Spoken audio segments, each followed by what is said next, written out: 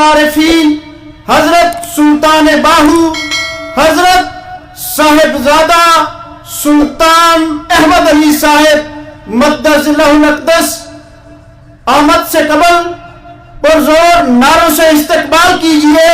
نعرہ تکبیر، نعرہ رسالت، نعرہ رسالت.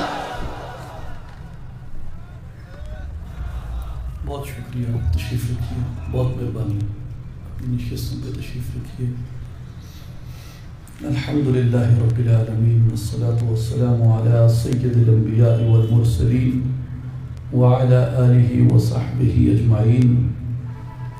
اللہ لا الہ الا هو الحی القیوم لا تأخذه سنة ولا نوم له ما في السماوات وما في الأرض من ذا الذي يشفع عنده إلا بإذنه يعلم ما بين أيديهم وما خلفهم ولا يحيطون بشيء من علمه إلا بما شاء وسع كرسيه السماوات والأرض ولا يؤوده حفظهما وهو العلي العظيم. إن الله وملائكته يصلون على النبي يا أيها الذين آمنوا صلوا عليه وسلموا تسليما. الصلاة والسلام عليك يا سيدي يا رسول الله وعلى آلك وأصحابك يا حبيب الله يا محبوب الله يا نور الله يا محمد رسول الله صلی اللہ علیہ وسلم.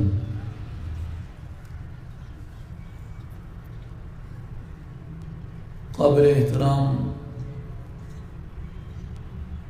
معزز و محترم مہمانان گرامی، بزرگوں، ساتھیوں، دوستوں اور بھائیوں، السلام علیکم ورحمۃ اللہ وبرکاتہ. اصلاحی جماعت و عالمی تنظیم العارفین ضلع خوشاب اور سرپرست اعلیٰ اصلاحی جماعت و عالمی تنظیم العارفین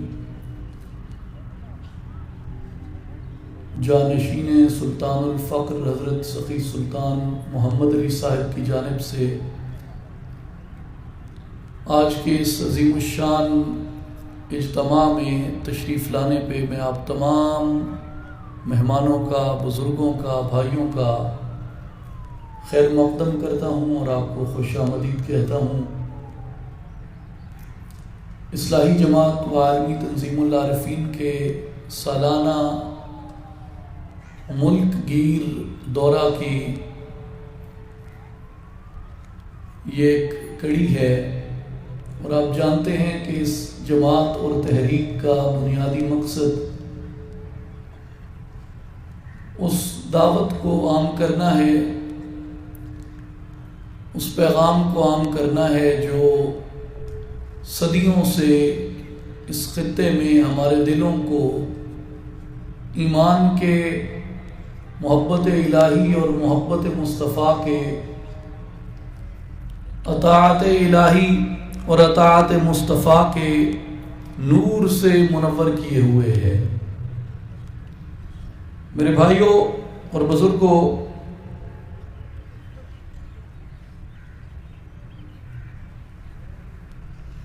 آج میں دو گزارشات آپ سے کروں گا. ایک تمہید ہے اور دوسری اصل بات ہے. لیکن عموماً یہ ہوتا ہے کہ تمہید مختصر ہوتی ہے اور اصل بات جامع ہوتی ہے. لیکن آج تمہید تھوڑی سی طویل ہوگی اصل بات کی نسبت. اصل بات مختصر ہوگی اور تمہید تھوڑی طویل ہوگی اصل بات کی نسبت سے. لیکن اگر ہم اس تمہید کو اور اس اصل نقطہ کو سمجھ جائیں بطور ایک قوم کے، تو میرے خیال میں ہم ایک ناقابل تسخیر قوم بن سکتے ہیں اور ایک ناقابل شکست قوم بن سکتے ہیں. لیکن اگر ہم اسے سمجھنے سے اور اسے اپنانے سے قاصر رہیں تو پھر جو ہمارا انحطاط بطور قوم کے جاری ہے اسے روکنا ممکن نہیں، کم از کم ہمارے بس میں نہیں۔ اور اس میں کئی باتیں ہیں، مثلا علامہ اقبال رحمۃ اللہ علیہ جیسے فرماتے ہیں اپنے بارے میں کہ حرف پیچا پیچ و حرف نیش دار تا کنم مکلو دل مرداں شکار، کہ میری کلام میں آپ کو دونوں چیزیں ملیں گی، حرف پیچا پیچ بھی ملیں گے، یعنی فلسفے میں الجھی ہوئی باتیں بھی ملیں گی، منطق میں الجھی ہوئی باتیں بھی ملیں گی، اور حرف نیش دار وہ بھی آپ کو اس میں ملیں گے۔ تاکنم عقل و دل مرداں شکار، آپ کو لذت بھری باتیں بھی ملیں گی اور الجھی ہوئی باتیں بھی ملیں گی، اور ان دونوں باتوں کا مقصد لوگوں کے عقل اور دل کی گرہوں کو کھولنا ہے۔ ایک دوسرے مقام پہ علامہ اقبال رحمۃ اللہ علیہ نے نظیری نیشا پوری کا ایک شعر لکھ کے اپنی کتاب کا آغاز کیا ہے کہ نیست در خشک و ترے بیشہ من کو تاہے چوب ہر نخل کہ ممبر نشود دار کنم، کہ میرے جنگل میں کوئی لکڑی فالتو نہیں ہے، میرے جنگل میں کوئی لکڑی فالتو نہیں ہے، وہ لکڑی جس سے ممبر نہ بن سکے میں اس سے دار بنا لیتا ہوں۔ دار پھانسی کی گھاٹ کو، اس کے پھندے کو کہتے ہیں، اور وہ کہتے ہیں کہ میں کسی لکڑی کو بلا وجہ نہیں رکھتا، اس کو ضائع ہونے سے بچاتا ہوں، ممبر بنانے کی کوشش کرتا ہوں، ممبر نہ بنے تو دار بنا دیتا ہوں۔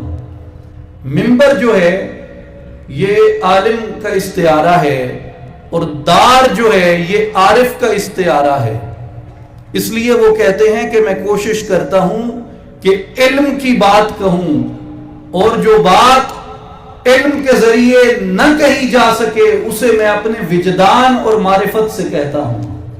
اور قرآن حکیم کا بھی یہی ذائقہ ہے کہ بعض جگہ پہ آپ کو قرآن میں احکام ملتے ہیں جن کا تعلق ہمارے ظاہر کی اصلاح سے ہوتا ہے، اور بعض مقامات پہ قرآن مجید کے اندر آپ کو وہ روحانی استعارات ملتے ہیں، وہ روحانیت کی اندر کی باطن کی بات ملتی ہے جو ہمارے ظاہر کے ساتھ ہمارے باطن کو، ہمارے قلب کو، ہمارے اندر کو روشن کرتی ہے۔ تو یہ دونوں باتیں بندہ اپنے ساتھ لے کے چلتا ہے۔ قرآن مجید میں اللہ تعالیٰ نے اپنے نیک بندوں کو اور اپنی راہ پہ چلنے والوں کو ایک حکم فرمایا، اور حکم یہ فرمایا کہ فَاذْكُرُونِي أَذْكُرْكُمْ وَاشْكُرُوا لِي وَلَا تَكْفُرُونَ، کہ اے میرے بندو میرا ذکر کرو، اگر تم میرا ذکر کرو گے میں تمہارا ذکر کروں گا، اگر تم مجھے یاد کرو گے میں تمہیں یاد کروں گا۔ اور پھر فرمایا وَاشْكُرُوا لِي وَلَا تَكْفُرُونَ، اور تم میرا شکر ادا کیا کرو، میری نعمتوں سے کفر نہ کیا کرو،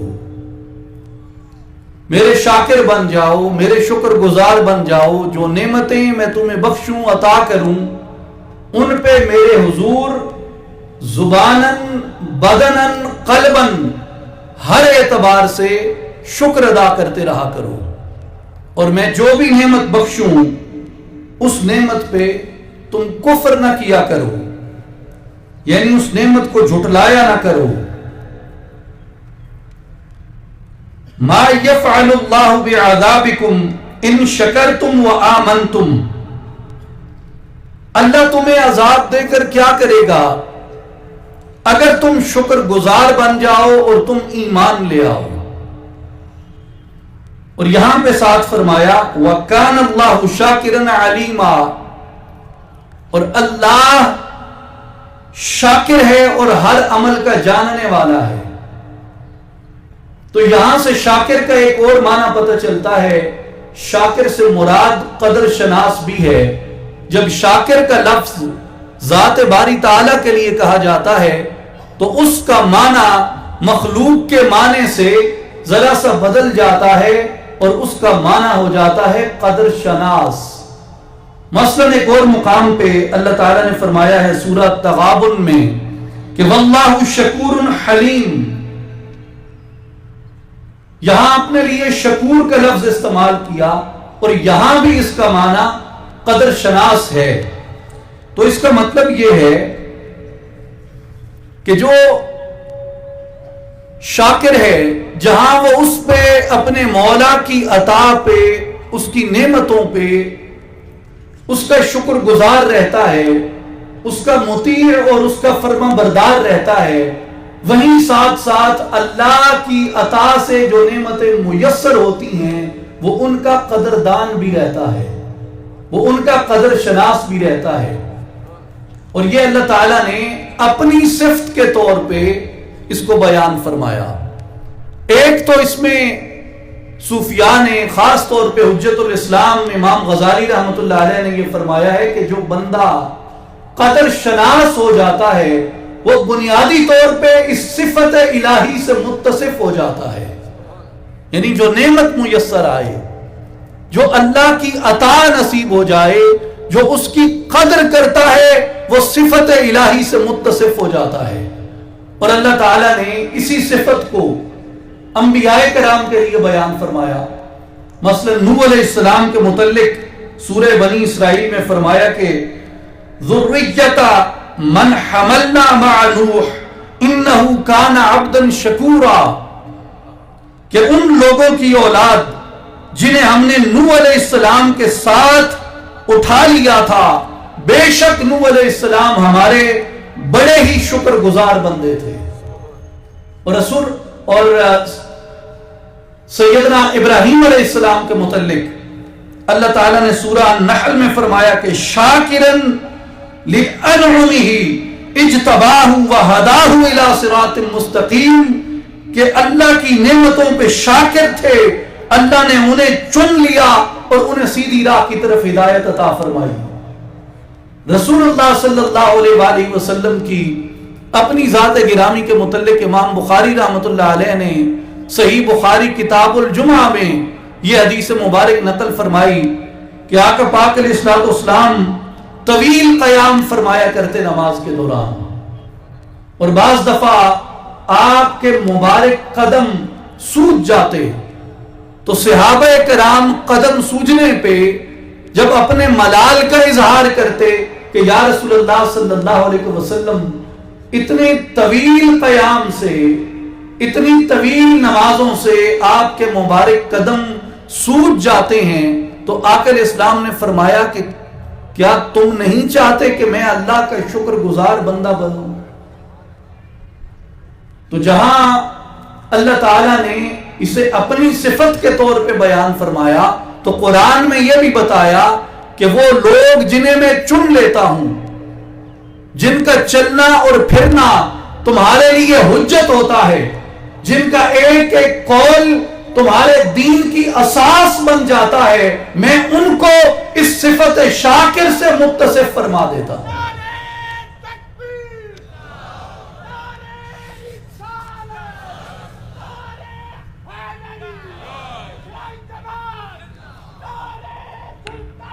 بیٹھیں, تشریف مہربانی بات سن لیں.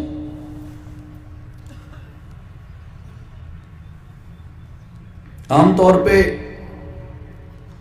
آپ دیکھتے ہیں کہ بڑے بڑے خطباء, مقررین اور واعظین, ان کا آدھا خطاب نعرے مروانے پہ ہی گزر جاتا ہے اور کام کی بات نعروں میں رہ جاتی ہے. اور عموماً یہ بھی مقررین کی, واعظین کی عادت ہوتی ہے کہ وہ ایسا جملہ چھوڑتے ہیں, جملے کی بنت ایسی بناتے ہیں اپنی فصاحت و بلاغت سے کہ جس کے اختتام پہ نعرہ لگے, اور اگر نعرہ نہ بھی لگے اچھی سبحان اللہ ضرور ہوئے. اور وہ آدھا زور اسی پہ ہی لگاتے ہیں، بھائی ہالے دب کے نہیں آکھی تو سبحان اللہ، اور دب کے آکھو، اور دب کے آکھو۔ تو مقصد داد لینا نہیں ہوتا، مقصد پیغام کا ابلاغ ہوتا ہے۔ مقصد داد لینا نہیں ہوتا، مقصد پیغام کا ابلاغ ہوتا ہے، پیغام کو سمجھنا ہوتا ہے۔ یہ آج کل آپ دیکھتے ہیں جو جدید ہمارے ہاں نعت خوانی کا ایک رواج ہے، میں خود نعت کا قائل ہوں، قرآن سے لے کے حسان سے لے کے امام احمد رضا تک جتنی نعت کہی گئی ہے اس سب کو پڑھتا ہوں، اس سے اپنے دل کو منور کرتا ہوں، اور اب شاعری سے تھوڑا دور ہوں لیکن خود بھی میں نعت لکھتا رہا ہوں۔ مجھے نعت کا احترام ہے، لیکن یہ جو آج کل ہمارے ہاں جدید نعت خوان ہیں بڑی سریلی اور رسیلی اور نشیلی آوازوں میں اور چمکیلے اور رنگیلے اور بھڑکیلے اور پتہ نہیں نیلے پیلے کپڑے پہن کے، وہ ان کا صرف یہی ہے کام کہ ہو ہوا ہو جائے۔ وہ نعت میں لوگ ہاتھ بھی ہلا رہے ہوتے ہیں، جوش و خروش بھی کر رہے ہوتے ہیں، لیکن جب نعت خوان نعت پڑھ کے بیٹھ جاتا ہے، پوچھیں بھائی کیا سمجھ آئی، اس نے کیا گایا، تو دل میں کچھ نہیں باقی رہا ہوتا، اس لیے کہ پیغام میں وہ طاقت ہی نہیں ہوتی، وہ جان نہیں ہوتی۔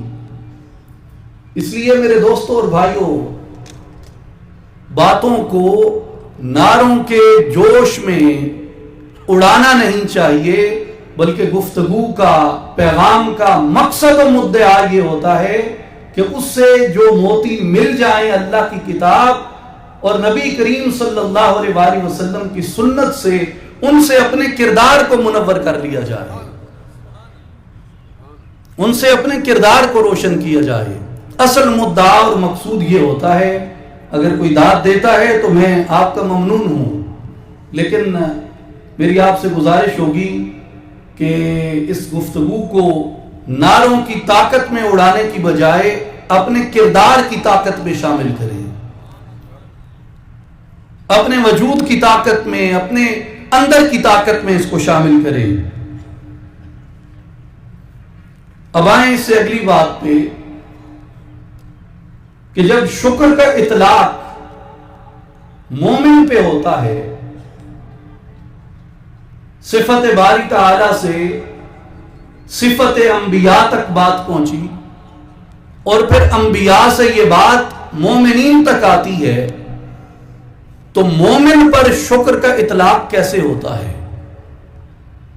مومن اس شکر سے کیسے استفادہ کرتا ہے؟ اور مومن کے لیے شکر کا معنی کیا ہے؟ علامہ مجد الدین فیروز آبادی فرماتے ہیں کہ الشکر عرفان الاحسان ونشرہ، کہ شکر اللہ تعالی کے احسان کو پہچاننا اور وہ احسان جو اس نے کیا اس کا برملا اعتراف کرنا اور اس کو بیان کرنا، یہ شکر کہلاتا ہے۔ اور سید شریف علی بن محمد الجرجانی رحمت اللہ علیہ نے کتاب التعریفات میں شکر کی یہ تعریف بیان فرمائی ہے کہ زبان، دل اور دیگر جتنے اعضاء ہیں، زبان، دل اور دیگر جتنے بھی اعضاء ہیں، یہ سب کے سب منعم کی تعریف بھی کریں اور اس کی تعظیم بھی کریں، اس کی نعمتوں کی عطا پہ۔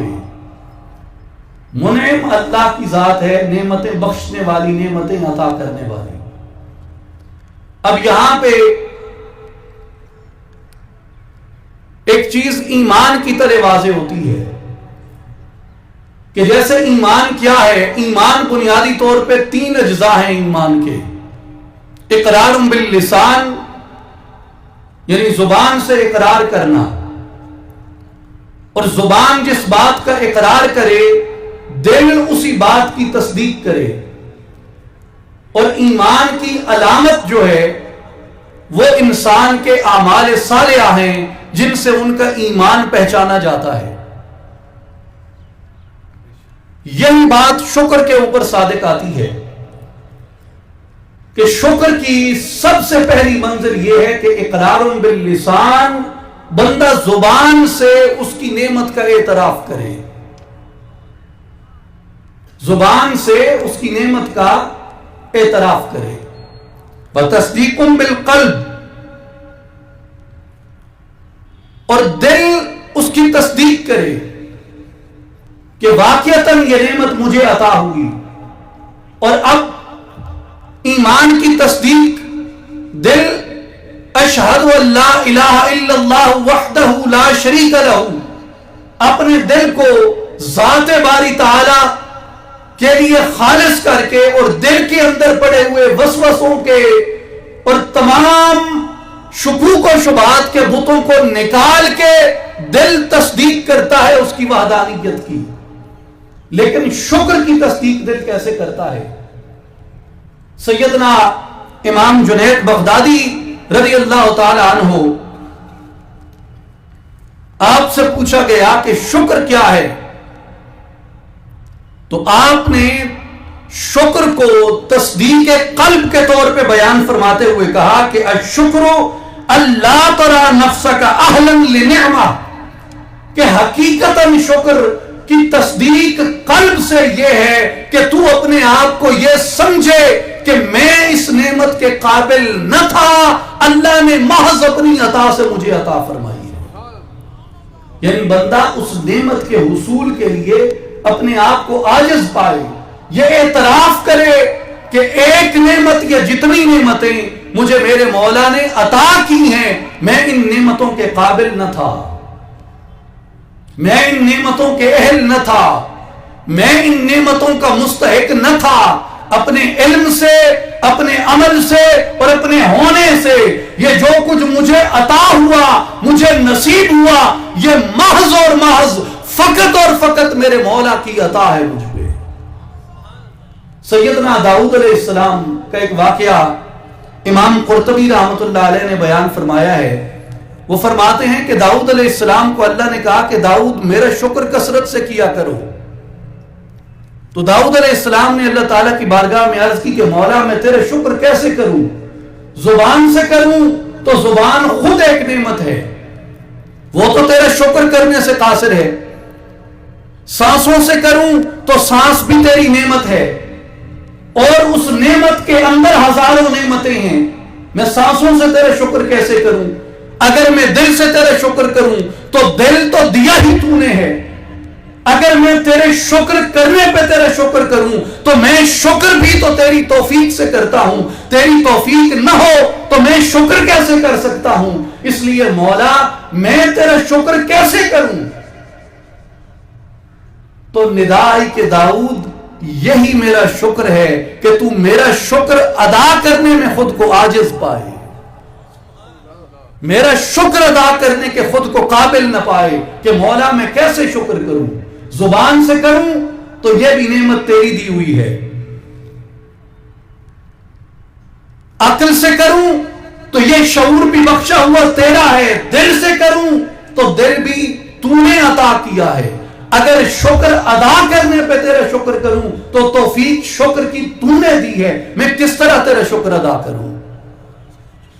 یہ تصدیق ہے دل کی جو شکر کے زمرے میں مومن کو نصیب ہوتی ہے، کہ بندہ اپنے آپ کو شکر کے ابلاغ میں، اس کے اعتراف میں عاجز پاتا ہے اور یہ سوچتا ہے کہ میں کس طرح سے اپنے خالق کا شکر ادا کر سکتا ہوں۔ اور یہی بات شیخ شبلی رحمۃ اللہ علیہ نے بھی فرمائی کہ شکر کی اصل یہ ہے کہ تو منعم کو دیکھے نہ کہ نعمت کو، کہ تیری توجہ پھر نعمت پر نہ رہے، تیرا خیال اور تیری رغبت نعمت پر نہ رہے، بلکہ تیرا خیال، تیری توجہ، تیری رغبت وہ تمام کی تمام نعمت کے عطا کرنے والے کی طرف ہو جائے۔ یہ اس شکر کی تیرے دل سے تصدیق ہے۔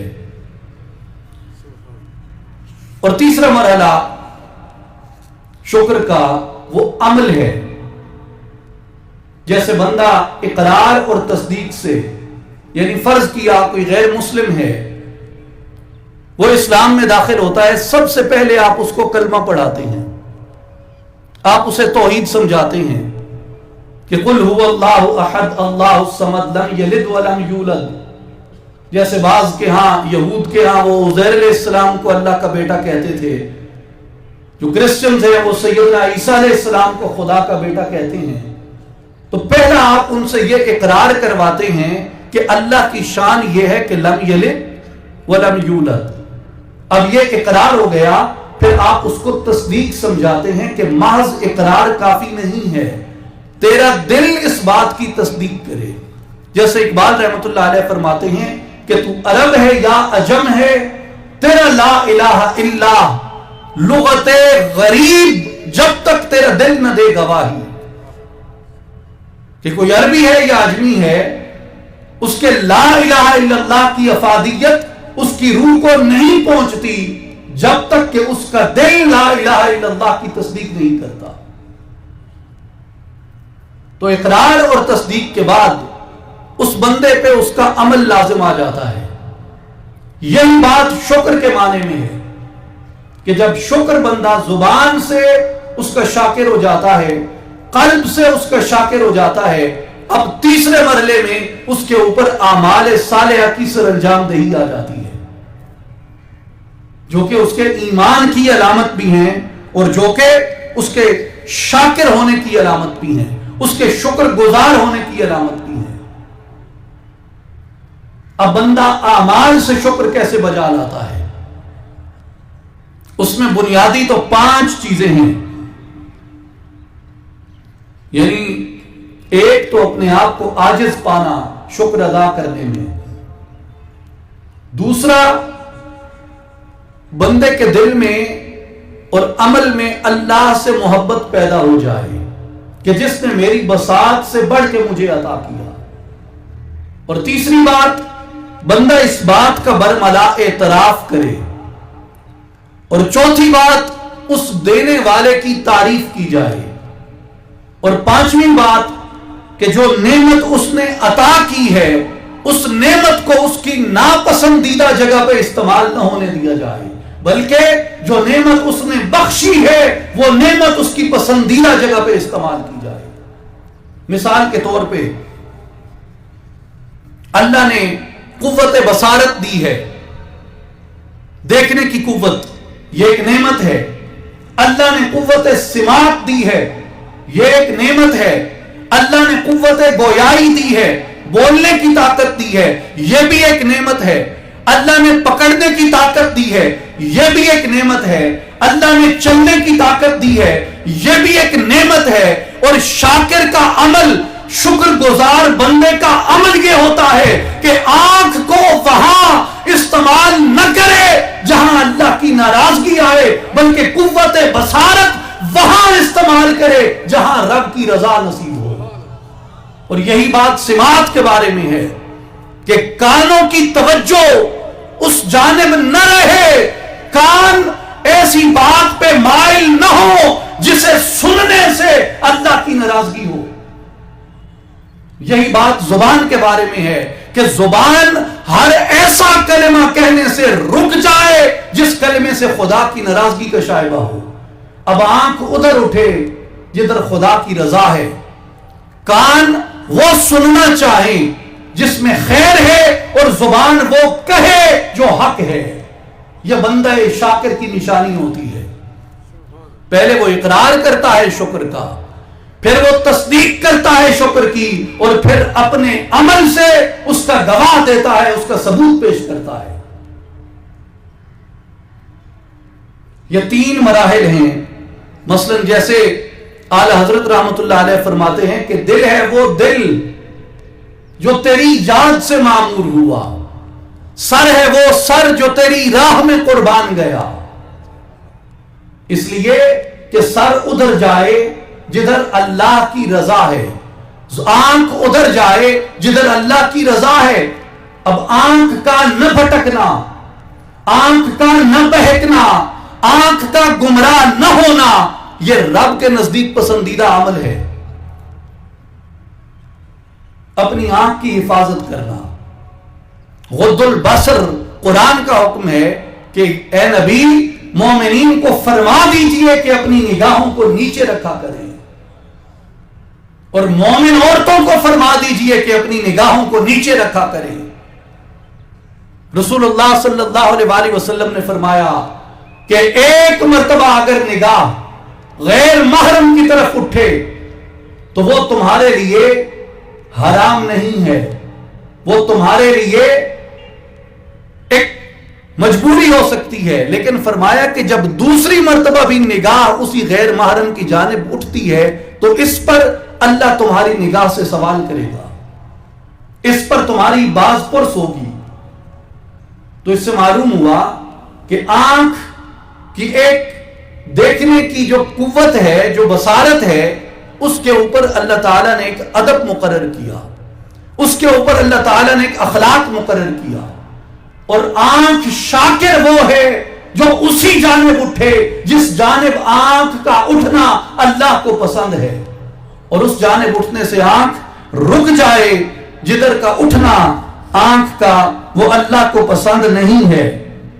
میرے دوستوں اور بزرگوں، یہ آنکھ کے عمل کی شہادت ہے۔ اب یہ تین چیزیں آپ اپنے ذہن کے اندر بٹھا لیں کہ شکر کی پہلی شرط کیا ہے؟ اقرار باللسان، اور شکر کی دوسری شرط ہے تصدیق بالقلب، اور شکر کی تیسری شرط ہے کہ انسان اپنے عمل سے اس کا ثبوت اور اس کی گواہی پیش کرے۔ اور اہل ایمان، اہل اسلام یاد رکھیں،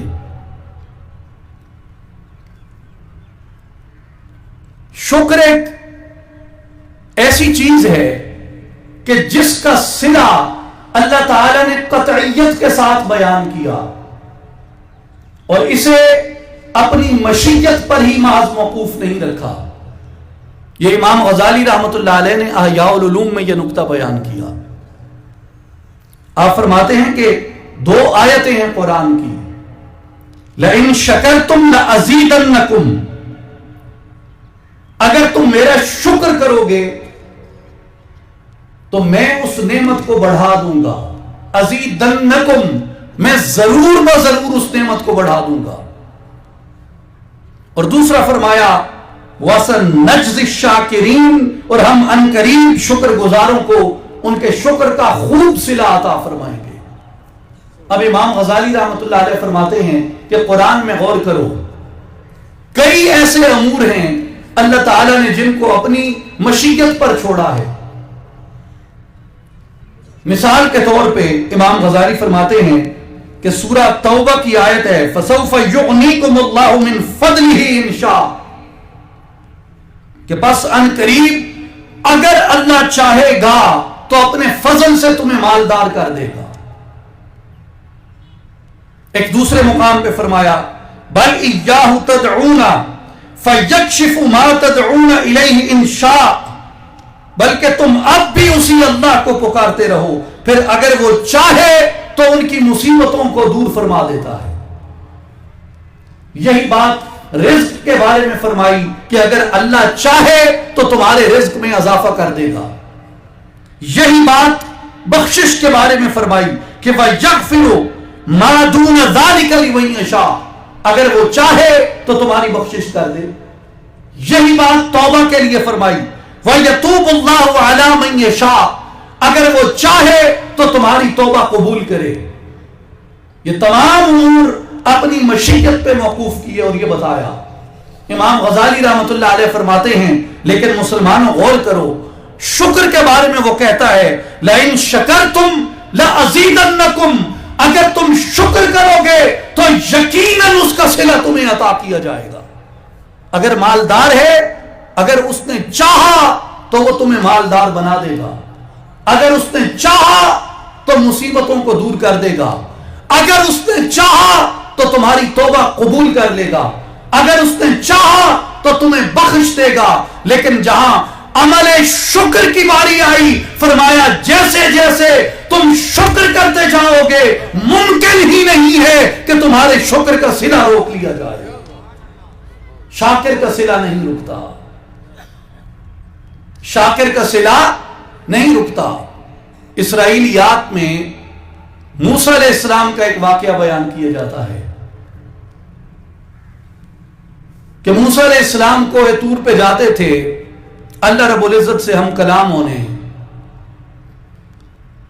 انہیں ایک بندہ ملا راستے میں. اس نے کہا موسیٰ علیہ السلام اللہ تعالیٰ کو ایک پیغام پہنچانا. پوچھا بتاؤ کیا پیغام ہے؟ اس نے کہا جی میرا رزق نہیں بڑھتا، بھوک ہے، افلاس ہے، غربت ہے. تھوڑا آگے گئے ایک دوسرا آدمی ملا. اس نے کہا موسیٰ علیہ السلام اللہ تعالیٰ کے دربار میں سوال کریں کہ میرے پاس رزق بے تحاشا ہے جو میری ضرورت سے بہت زیادہ ہے. اللہ تعالیٰ سے عرض کریں کہ وہ میرے حصے کا رزق جو مجھے آ رہا ہے وہ کسی اور کو دے دے، باقی بہت حاجت مند ضرورت مند ہے ان میں بانٹ دے. موسیٰ علیہ السلام اللہ کے دربار میں حاضر ہو گئے. عرض کی وار الہ یہ دو بندے ہیں، ان کے سوال ہیں. ایک نے کہا ہے کہ رزق نہیں ہے، بھوک ہے، افلاس ہے، غربت ہے، خدا رزق نہیں دیتا، کیا کروں؟ اللہ نے فرمایا کہ موسیٰ علیہ السلام اس بندے کو جا کے کہیں کہ میرا شکر ادا کیا کرے، اس کا رزق بڑھا دوں گا. بہرحال دوسرے بندے نے عرض کی ہے کہ رزق ضرورت سے زائد ہے، اس کو کم کر دے. فرمایا موسیٰ علیہ السلام اس بندے کو جا کے کہو کہ میرا شکر کرنا ترک کر دے، اس کا رزق خود بخود کم ہو جائے گا.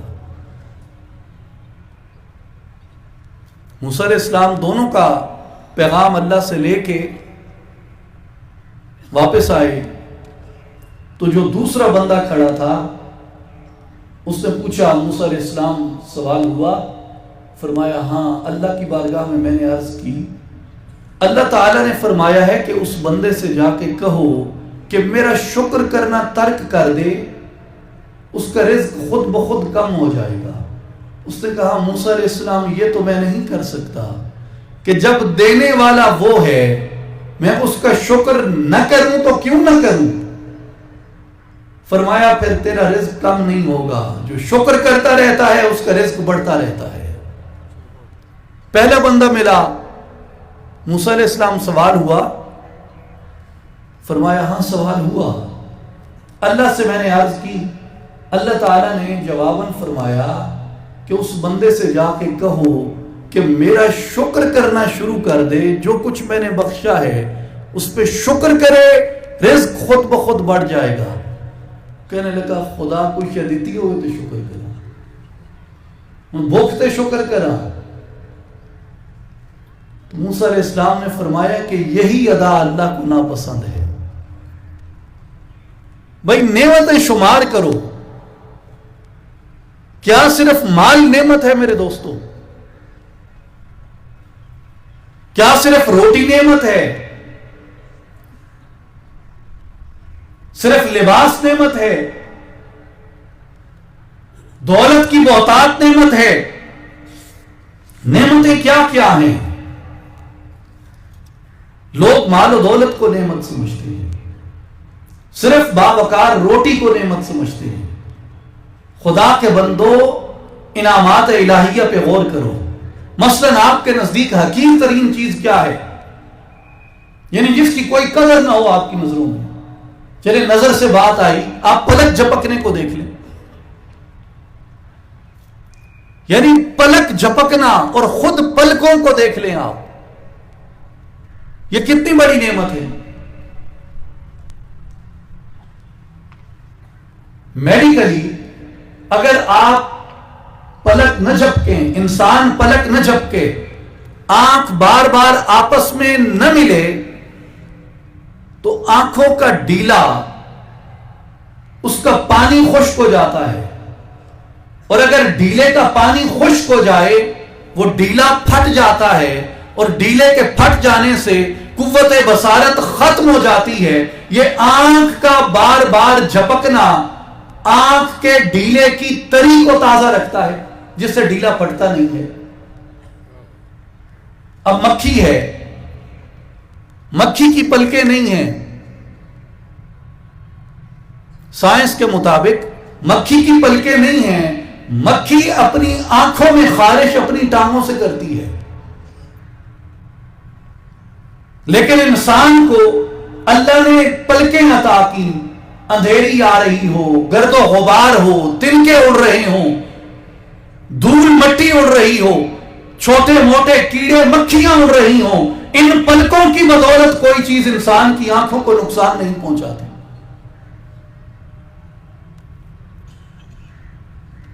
اسی طرح ان پلکوں کی بدولت انسان جب سوتا ہے تو یہ پلکیں اس کی آنکھ کی حفاظت کرتی ہیں، یعنی جب گرد مٹی آ رہی ہے، انسان جاگ رہا ہے تو وہ بیداری کے عالم میں، شعور میں اس کا اور بندوبست بھی کر سکتا ہے، لیکن جب سویا ہوا ہے تو یہ اس کے اوپر سایہ کیے پردہ بنے رہتی ہیں۔ اسی طرح پلکوں کی جو سیاہ رنگت ہے، اس کے اوپر آپ غور کریں، خاص طور پہ جو فوٹوگرافی سے یا گرافکس سے تعلق رکھتے ہیں، آپ میری بات کو سمجھیں گے کہ دو رنگ ہیں، ایک سفید ہے، ایک سیاہ ہے۔ جو سفید رنگ ہے یہ روشنی کو منتشر کرتا ہے، جو سیاہ رنگ ہے یہ روشنی کو مرتکز کرتا ہے، اور آنکھوں کی جو پلکیں ہیں جن کا رنگ سیاہ ہے، ان پہ سورج کی اتنی زیادہ چمک جب آتی ہے تو سیاہ روشنی آنکھوں کی طرف اس روشنی کو منتشر ہو کے نہیں جانے دیتی کہ سورج کی شدید ریفلیکشن سے قوت بصارت کم نہ ہو۔ یہ سیاہ پلکیں جو ہیں اس روشنی کو منتشر ہونے سے مرتکز کر دیتی ہیں، جس کی وجہ سے قوت بصارت زیادہ طاقت اختیار کرتی ہے۔ میرے بھائیوں اور بزرگوں، صرف دولت کی بہتات نعمت نہیں ہوتی، ادنا سے ادنا چیز کو بھی اللہ تعالیٰ نے انسان کی ایسی نعمت بنایا ہے، آپ اگر غور و فکر شروع کریں تو انسان ورطہ حیرت میں چلا جائے کہ کیسی کیسی نعمتیں میرے خالق نے مجھے عطا فرما رکھی ہیں۔ میرے دوستوں اور بھائیوں، آج ایک نعمت کا میں آپ کو بتانا چاہتا ہوں اس تمہید کے بعد کہ اللہ تعالیٰ نے اس کے علاوہ ہمیں کیا نعمت عطا فرمائی۔ قرآن مجید میں غور کریں، اللہ تعالیٰ نے مسلمانوں کو، خاص کر مدینہ میں بسنے والوں کو ایک واقعہ یاد کرایا سورہ الانفال کے اندر کہ وَاذْكُرُوا اِذْ أَنْتُمْ قَلِيلٌ مُسْتَضْعَفُونَ فِي الْأَرْضِ تَخَافُونَ أَنْ يَتَخَطَّفَكُمُ النَّاسُ فَآوَاكُمْ وَأَيَّدَكُمْ بِنَصْرِهِ وَرَزَقَكُمْ مِنَ الطَّيِّبَاتِ لَعَلَّكُمْ تَشْكُرُونَ۔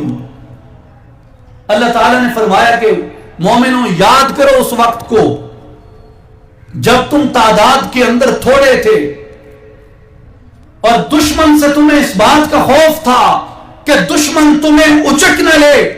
فرمایا اس وقت ہم نے تم کو محفوظ ٹھکانہ یعنی ہجرت کے ذریعے مدینہ منورہ لایا، تمہیں مدد فراہم کی، دشمن پہ غلبہ عطا کیا اور تمہیں طیب چیزوں سے رزق عطا فرمایا، اس لیے کہ تم ہمارے شکر گزار بندے بن جاؤ۔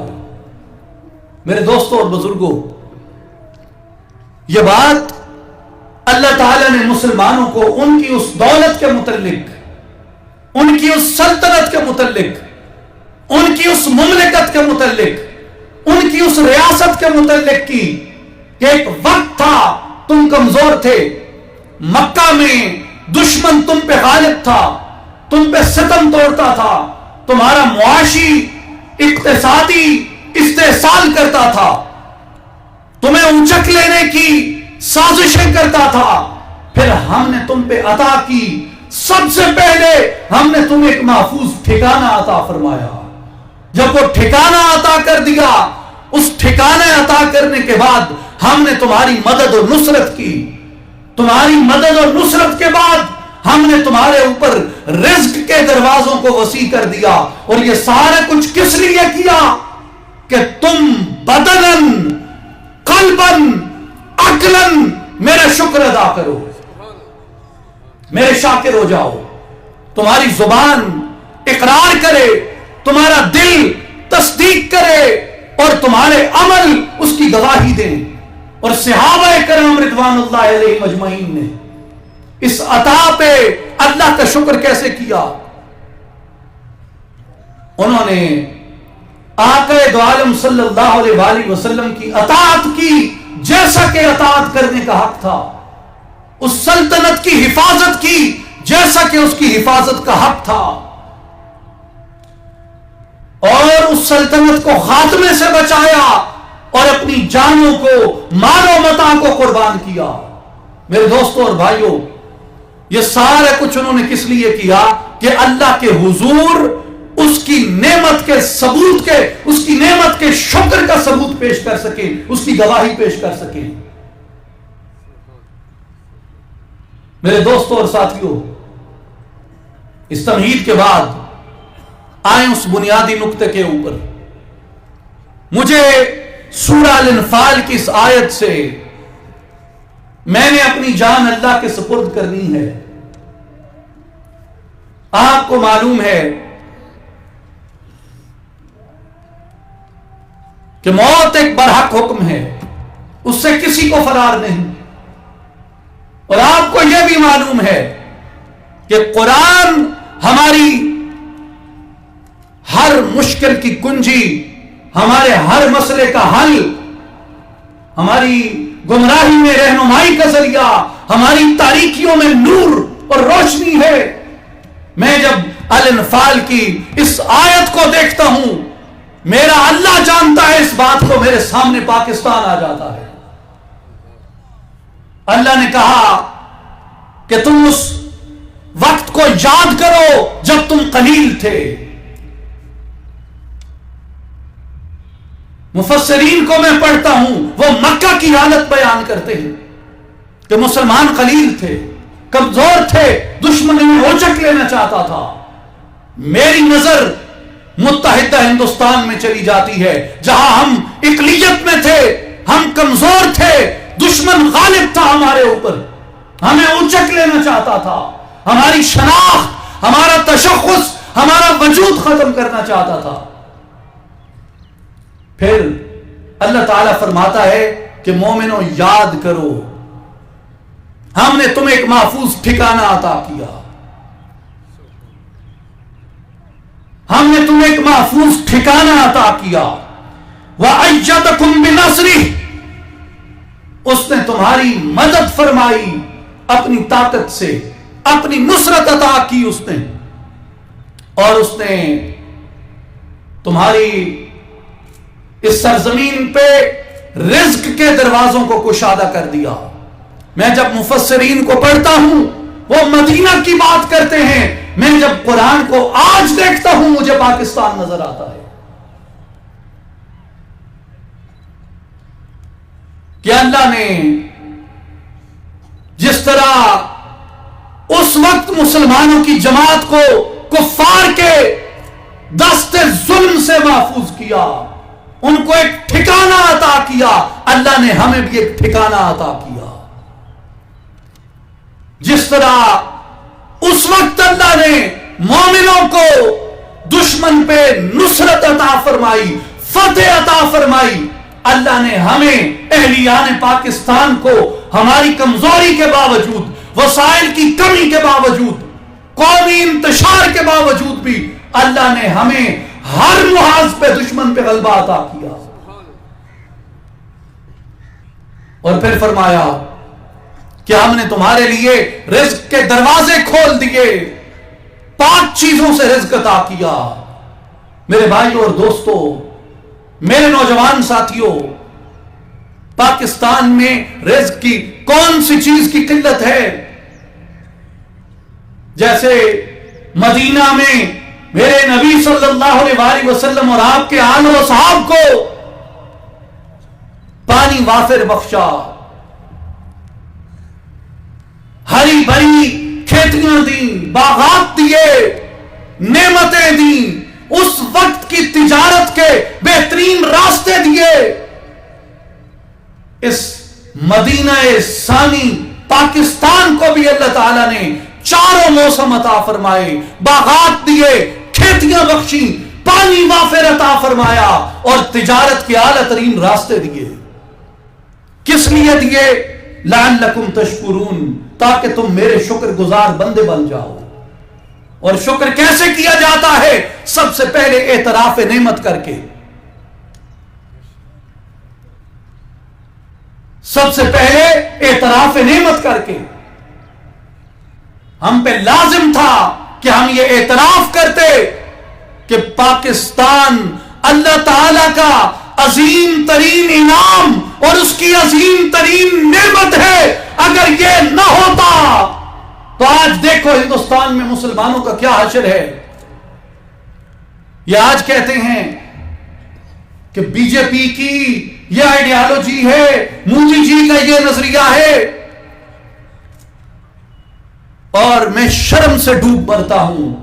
मेरा सर शर्म से झुक जाता है जब मेरी कौम के बेटे और बेटियां, मेरे भाई और बहनें जब कॉम्पिटिटिव एग्जाम में जाते हैं तो गांधी को अपने रोल मॉडल के तौर पे लिखते हैं।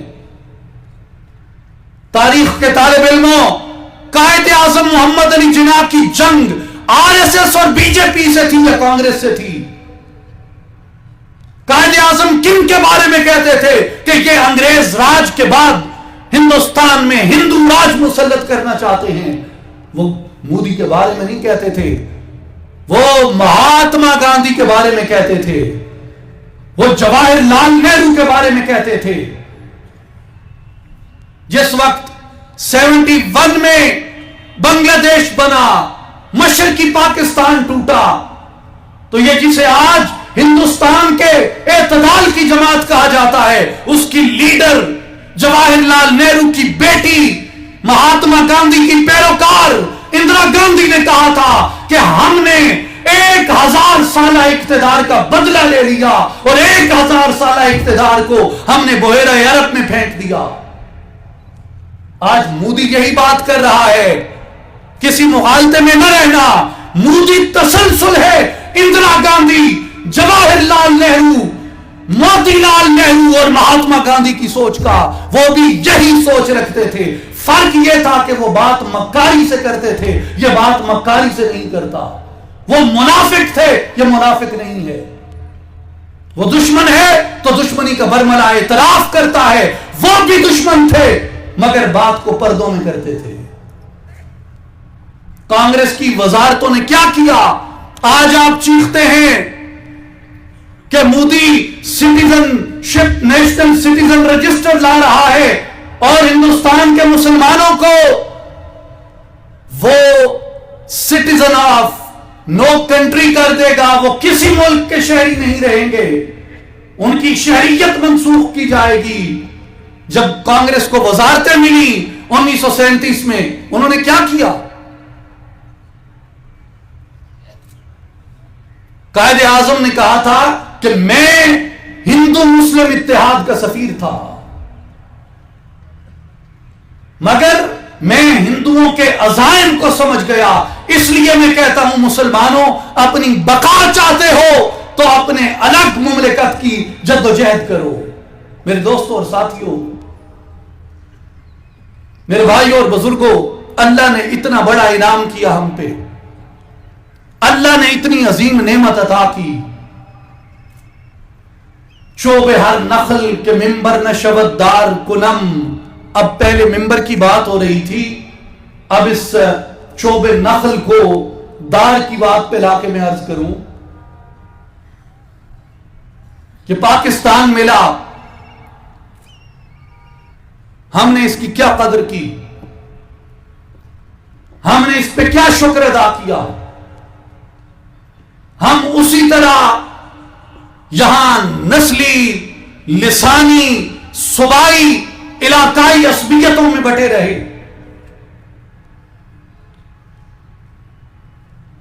पंजाबी पंजाबिज्म के पीछे, सिंधी सिंधो देश के पीछे, बलोची बलोचिज्म के पीछे,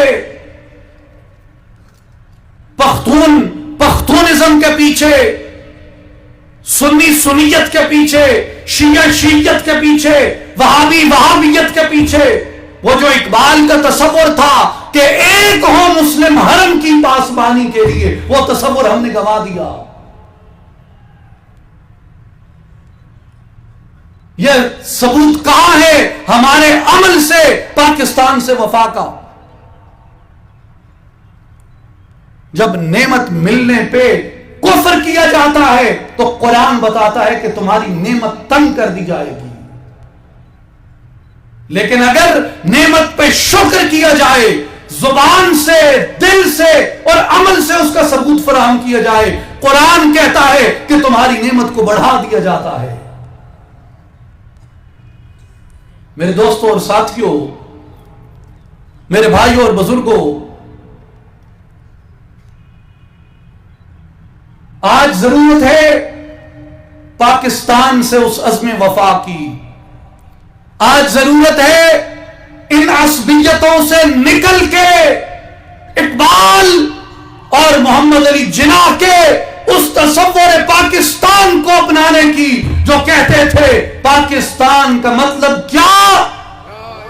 پاکستان کا مطلب کیا؟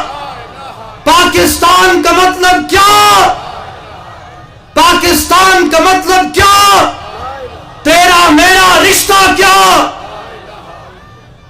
یہ تصور پاکستان تھا۔ آج اس قوم کو ضرورت ہے کہ ان عصبیتوں سے نکالا جائے۔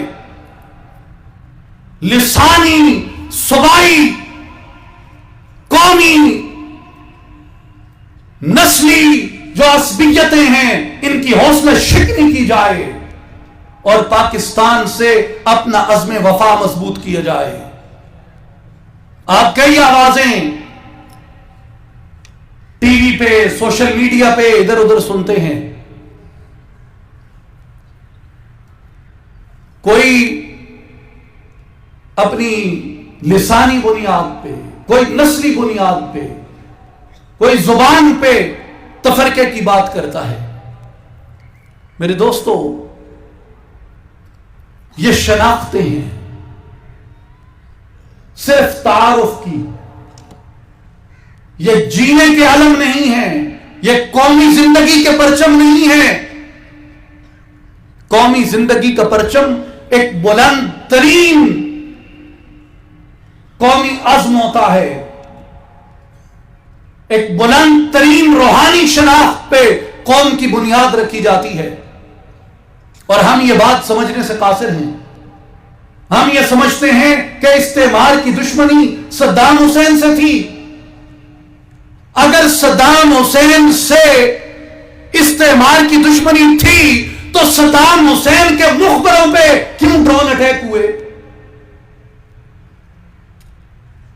اس کا مطلب یہ ہے کہ ان کی دشمنی صرف صدام حسین سے نہیں ہے، معمر القذافی سے نہیں ہے، قاسم سلیمانی سے نہیں ہے،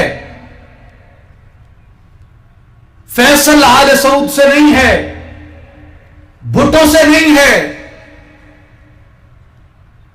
ضیاء الحق سے نہیں ہے، لیاقت علی خان سے نہیں ہے۔ ان کی دشمنی لا الہ الا اللہ محمد الرسول اللہ کو نظریہ حیات سمجھنے والوں سے ہے۔ ان کی دشمنی اسلامی شناخت سے ہے۔ یہ یہاں ہمارے لبرل کیوں تڑپتے ہیں سیکولرزم کے لیے؟ وہ کیوں تڑپتے ہیں لبرلزم کے لیے؟ یہ ہمارے ٹی وی اشتہارات کس لیے لبرل ویلیوز کا پرچار کرتے ہیں اور لبرلزم کے نام پہ فحاشی اریانی کو فروغ دیتے ہیں؟ اور اس پہ غضب یہ ہے کہ شرفاء چپ ہیں، عزت دار چپ ہیں۔ جب بدماش اپنی کاوشیں کر رہے ہیں تو شرفاء کا فرض بنتا ہے کہ وہ ان کے سامنے ندائے شرافت بلند کریں۔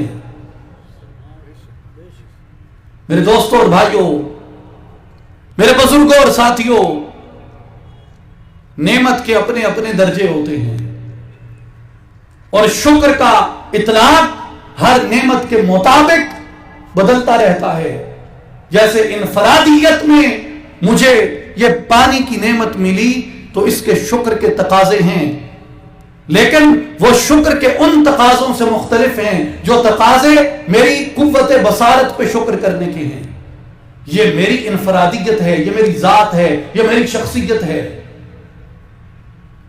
لیکن جب اجتماعیت میں بات آتی ہے تو قرآن نے شکر جتلایا کہ جو نعمت ہم نے تمہیں قومی زندگی میں بخشی تھی، ملی زندگی میں بخشی تھی، اس پہ بھی تم شاکر ہو جاؤ، اس پہ بھی تم شکر ادا کرو، زبان سے، دل سے اور اپنے نمونہ عمل سے۔ میرے بھائیوں اور ساتھیوں، میرا تعلق کسی سیاسی جماعت سے نہیں، نہ ہمارے کوئی سیاسی مقاصد ہیں۔ میں نے یہ بات از روئے اصلاح و تربیت عرض کی کہ ہماری پہلی کمٹمنٹ لا الہ الا اللہ محمد الرسول اللہ ہے، اور اس کے بعد ہماری کمٹمنٹ لا الہ الا اللہ محمد الرسول اللہ پہ معرض وجود میں آنے والی یہ عظیم ترین اسلامی روحانی نظریاتی مملکت ہے۔ ہم فرزند اسلام ہیں اور ہم فرزند پاکستان ہیں۔ ہم لسانی، صوبائی اور نسلی عصبیتوں کی نفی کرتے ہیں۔ آپ خوش ہو رہے ہوں گے، لیکن یہ بات ہمارے اوپر یہ فریضہ عائد کرتی ہے کہ ہم اپنے نونہالوں کی تربیت اس اصول پہ کریں، ان کو یہ بتائیں کہ ہماری شناخت کیا ہے، ان کو یہ بتائیں کہ ہم پہ اللہ کا انعام کیا ہے۔ میرے دوستوں اور ساتھیوں، بات کا مدعا، بات کا مقصد کسی جذباتیت کو پیدا کرنا نہیں ہوتا۔ بات کا مقصد داد تحسین وصول کرنا نہیں ہوتا۔ بات کا مقصد اس فکر کو اور اس نظریے کو اپنے کردار سے اجاگر کرنے سے ہوتا ہے۔ آپ جائیں اپنی گلیوں میں، محلوں میں، بچوں کو، نونہالوں کو، بیٹیوں کو، بیٹوں کو، بھانجیوں کو، بھانجوں کو، بھتیجیوں کو، بھتیجوں کو، پوتیوں کو، پوتوں کو، نواسیوں کو، نواسوں کو یہ ترغیب دیں، یہ درس دیں، یہ شناخت بتائیں اپنی کہ اللہ نے اس قوم کے اوپر ایک قرض رکھا ہے، اور وہ قرض کیا ہے؟ جب ایرانی ایران کے لیے جئیں، عربی عرب کے لیے جئیں، عجمی عجم کے لیے جئیں، ہندی ہند کے لیے جئیں، ترک ترکی کے لیے جئیں، افغانستان کے لیے جئیں، ایک قوم ان میں ایسی ہو جو اللہ کے نام کے اوپر زندہ رہے، اور وہ قوم پاکستان کی قوم ہے۔ ہمارا رشتہ ہے، ہمارا رشتہ کسی عصبیت سے نہیں ہے، ہمارا رشتہ اللہ سے ہے۔ ہم اس کے نام پہ جیتے ہیں، اپنے نام پہ نہیں جیتے۔ ہم اس کی ذات کے لیے جیتے ہیں، اپنی شناختوں کو قربان کر کے، اپنی عصبیتوں کو مٹا کے۔ میرے دوستوں اور ساتھیوں، یہ چیز تعلق باللہ سے پیدا ہوتی ہے۔ جہاں ہمیں اخلاقی تربیت کی ضرورت ہے، روحانی تربیت کی ضرورت ہے، وہاں ہمیں قومی تربیت کی ضرورت ہے۔ اپنی قومی منزل اور اپنے قومی نسب و لین کو اجاگر کرنے کی ضرورت ہے۔ جس عقیدے سے ہم محبت کرتے ہیں، اس عقیدے سے محبت ہمیں پاکستان سے محبت سکھاتی ہے۔ اور میں اختتامی بات آپ سے یہ کرنا چاہتا ہوں کہ قرآن مجید میں اللہ تعالیٰ نے اسی موضوع سے متصل ایک اور فلسفہ سمجھایا ہے کہ جب شیطان بھٹک گیا تو شیطان نے کہا قال فبما اغویتنی لأقعدن لهم صراطک المستقیم، کہ پس اس وجہ سے کہ تو نے مجھے گمراہ کیا ہے، میں بھی بنی آدم کو گمراہ کرنے کے لیے ان کے سامنے بیٹھوں گا اور ضرور بضرور ان کو سیدھے راستے سے ہٹاؤں گا. ثم لآتینہم من بین ایدیہم ومن خلفہم وعن ایمانہم وعن شمائلہم ولا تجد اکثرہم شاکرین. پھر میں یقیناً ان کے آگے سے، ان کے پیچھے سے، ان کے دائیں سے، ان کے بائیں سے ان پہ وار کروں گا اور تو ان میں سے اکثر کو شاکر نہیں پائے گا. آج جو نعمت پاکستان کا کفران کرتا ہے، جو مملکت پاکستان کا کفران کرتا ہے، اس نعمت کو جھٹلاتا ہے، اس آیت قرآنی کے مطابق وہ شیطان کا ساتھی ہے، وہ شیطان کا بھٹکایا ہوا ہے. اور جو اس نعمت کی قدر کرتا ہے، اس نعمت کی حفاظت کرتا ہے،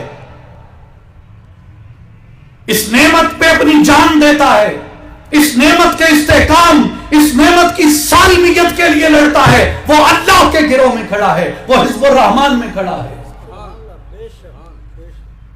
میرے دوستوں اور ساتھیوں،